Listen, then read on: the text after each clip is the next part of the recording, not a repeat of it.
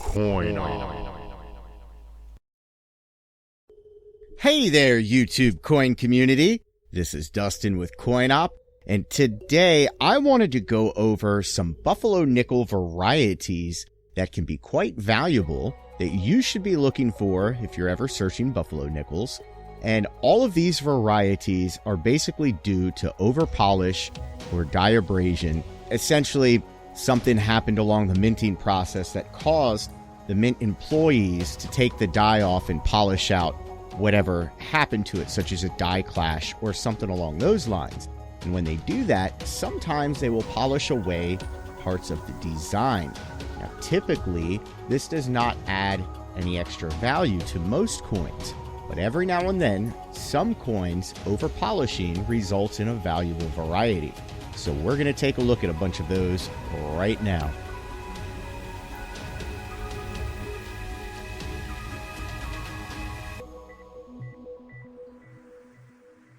Okay, first of all, we are going to take a look at no F varieties. If you are looking at the adverse, the front of a Buffalo nickel, directly below the date to the right, there should be an F, and that is the designer's initial. Now, on some Buffalo nickels, this F was over-polished and polished off or braided off. Now, there are a bunch of these out there for various years, but there are only a few that seem to be listed with the major third-party grading companies. So these are the ones that I know are listed with the third-party grading companies with the no F varieties. You've got a 1913S, a 1916, and a 1919. I know that they will grade those, but I have seen no F varieties for 1924, 1935, and various other dates. On very low grade ones, it's very possible that it's just worn away. If you ever have a nice one that's very fine or above and it's missing the F, chances are it was polished off.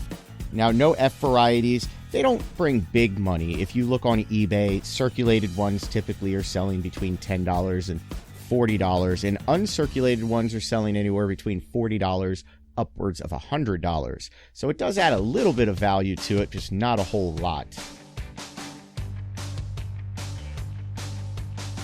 Okay, we are moving on to two feather varieties.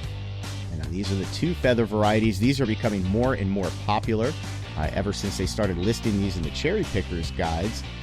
These have become quite popular and values seem to go up on them.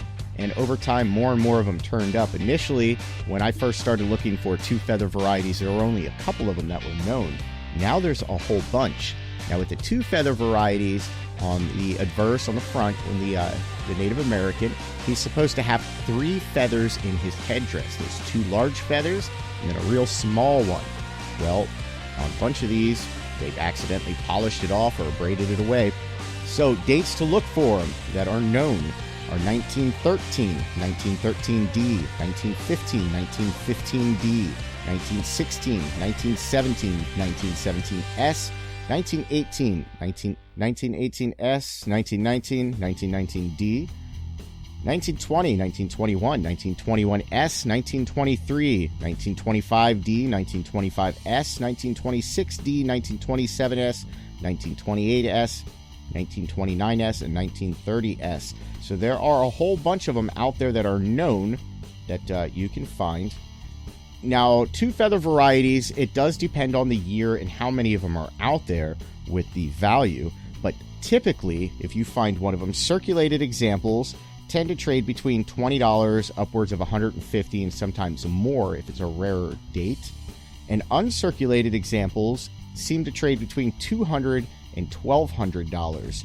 Now, in 2014, a 1916 two feathers variety graded MS65 by PCGS sold for $1,100. So these do carry value. If you do find one, they do have value. Okay, we are going to move on to the 3.5 leg varieties. Now on this one, on the reverse, on the front leg of the buffalo, they were a little bit over polished and half of the leg has been polished off. So that's what you're going to be looking for. Now, there are a few years that this is known on. You can find this on the 1913 Type 1s, 1917D, 1926D, 1927D, and 1936D. 1936D is a popular variety for this one. They are very scarce, and the 1936D does go for huge amounts of money when you find one. Now, all of the 3.5 leg varieties do bring nice money. They do carry a very nice premium. I'm going to give you values for the 1936D because that is the most popular one. And that is one that you should be looking for because a 1935D is a common buffalo nickel date. So if you buy buffalo nickels, you're going to have a lot of 1935Ds. So I do suggest you look for them. Now, the 1936Ds, uncirculated examples tend to trade anywhere from 400 up to a few thousand, and uncirculated examples trade anywhere from a few thousand upwards of $11,000. So these can be quite valuable. I do suggest you look for the 3.5 leg varieties. Okay, now we are moving on to the last one that I wanted to show you. This is one of the more popular buffalo nickel varieties. This is one that most people know about. Even people who are not coin collectors typically do know about this variety. And this is the 1937D 3-leg variety. The first leg of the buffalo nickel got entirely polished off. So this is kind of an easier one to spot. Now this one has some very particular die markers. I'm going to call it the P stream, but if you look at where the buffalo's genitalia is, you will see over-polishing marks coming from roughly the buffalo's genitalia all the way down to the mount. So that is one of the die markers that you're looking for. Also on the hind leg, you will see over-polishing remnants on the hind leg as well. And that's another die marker that you're looking for. There are a lot of fakes of this one out there. This is a very, very, very popular variety, so there are a lot of fakes. If you are in the market to buy one, I do suggest buying a graded certified one. But if you are searching and you come across one, you do want to look for those die markers because fakes do get mixed into circulation. So there are fakes even mixed in. There's contemporary fakes and all of that. So I do suggest you pay attention to the die markers with this variety when you do stumble across one. Now with the 1937D, they tend to trade anywhere from very low grade, around $400, to really nice high grade uncirculated examples of upwards of $100,000. Uncirculated examples trade for big money with this variety. For example, in 2009, an example graded MS67 by PCGS sold for $97,750. This is a very valuable variety.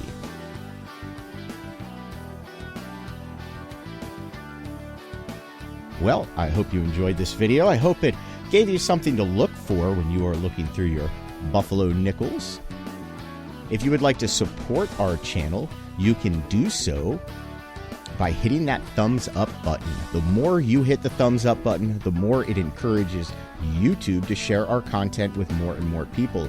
Also by subscribing, the more subscribers, the better. And speaking of subscribers, we are currently on a push for 50,000 subscribers. And as soon as we hit 50,000 subscribers, we are going to be giving away a few major double dies. We do have a website. It is varietyerrors.com. Once again, it is varietyerrors.com. We have a lot of cool stuff over there. I suggest you go check it out. There's a forum. We do have an auction side to it.